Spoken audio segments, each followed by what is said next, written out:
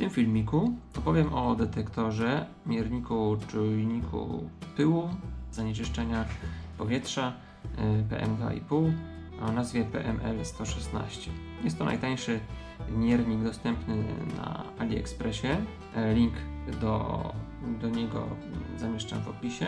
Natomiast użyty w nim jest czujnik Sharp, a więc potrafi on zmierzyć rzeczywiście poprawne wartości zanieczyszczenia powietrza. Załączamy go przez dłuższe przytrzymanie przycisku Power i zaczynając od wskazań 60 będzie się kalibrował do poprawnej wartości.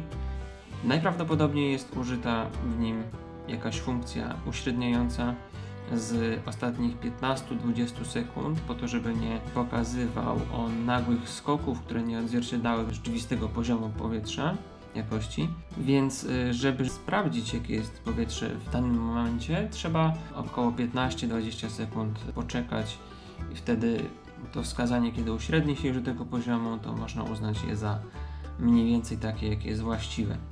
Teraz już miernik ustabilizował się na poziomie 37 do 40. W tej części jest podana taka tabelka po chińsku, ale można z niej wywnioskować również, jakie są zalecane poziomy. Od 0 do 35 jest to najlepsza jakość, no i później kolejne przedziały to już są coraz gorsze. Urządzenie wyłącza się przez krótkie przytrzymanie przycisku Power lub też on sam wyłącza się po około 10 minutach. Zajrzyjmy w takim razie, co jest w środku, a później powiemy sobie jeszcze trochę o tym czujniku.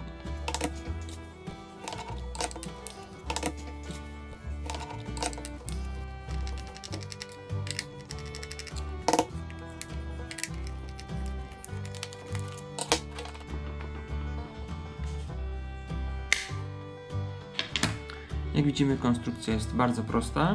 Mamy tutaj baterię. To czarne to jest czujnik, jak możemy tutaj odczytać, to jest Sharp GP2Y10. Może jeszcze odkręcimy tutaj tą płytkę.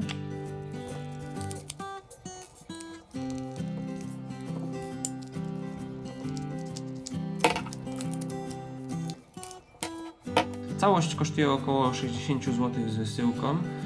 Natomiast sam czujnik jest to czujnik laserowy, który mierzy, ile cząsteczek powyżej. W jednej dokumentacji jest to 1/10 mikrometra, w innej 0,8 mikrometra, czyli wszystkie cząsteczki teoretycznie, które są większe od tej średnicy, powinny być wykrywane przez czujnik. Ten czujnik ma napisane, że jest to czujnik PM2,5. Najprawdopodobniej dokonuje on jakiegoś oszacowania, ponieważ cząsteczki PM2,5 oznaczają wszystkie cząsteczki, które są mniejsze niż średnica 2,5 mikrometra. Natomiast ten czujnik mierzy wszystkie, które są większe od, załóżmy, 1/10 mikrometra, czyli jest to przedział w drugą stronę niż ten, o którym nam mówi parametr PM2,5. Pora na parę testów w terenie. Wziąłem czujnik na bieganie. Akurat pogoda była trochę mrzawkowa, więc powietrze było dość czyste, ale wskazania i tak zgadzały się z tym, co mówiły rozmieszczone na tej trasie czujniki Early, więc jest dobrze. Czasami były one większe, kiedy przebiegałem przy ruchliwej ulicy.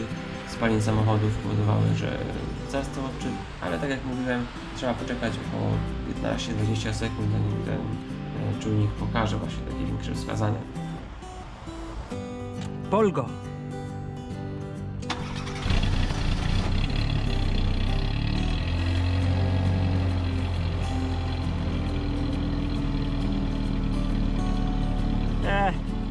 W ogóle nic. Chociaż? Nie, jednak wzrosło. Ale to trzeba chwilę podtrzymać.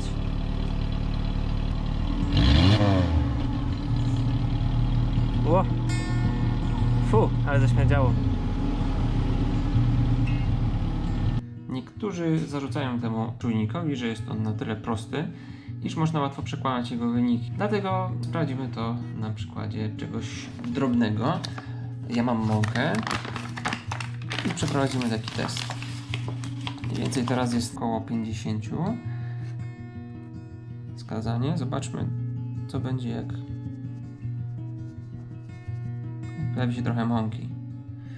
No i rzeczywiście wzrosło do dość dużych wartości już przy małych ilościach mąki, czyli rzeczywiście Mąkę w powietrzu również wykryje. Widzimy, że teraz już powoli spada, bo już mąka nie utrzymuje się w powietrzu, jeszcze tylko drobne ilości.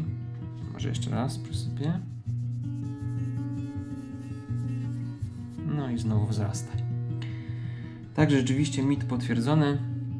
Ogólnie nie polecam takich testów z mąką na przykład, bo później detektor staje się zanieczyszczony i może pokazywać błędne wartości. Kiedy się go próbuje przemyć, no to on jest dość wrażliwy na wodę i wtedy może być jeszcze gorzej. Po przemyciu i 2 dniach, powiedzmy, suszenia, na pewno pokazuje złe wartości. Z tego, co również słyszałem od kolegi, to trzeba wtedy wymienić ten czujnik. Udało mi się znaleźć taki czujnik za około $3,3 na AliExpressie, czyli około 10 zł, z darmową wysyłką, więc zamówiłem i wymienimy taki czujnik. Może nagram również o tym odcinek.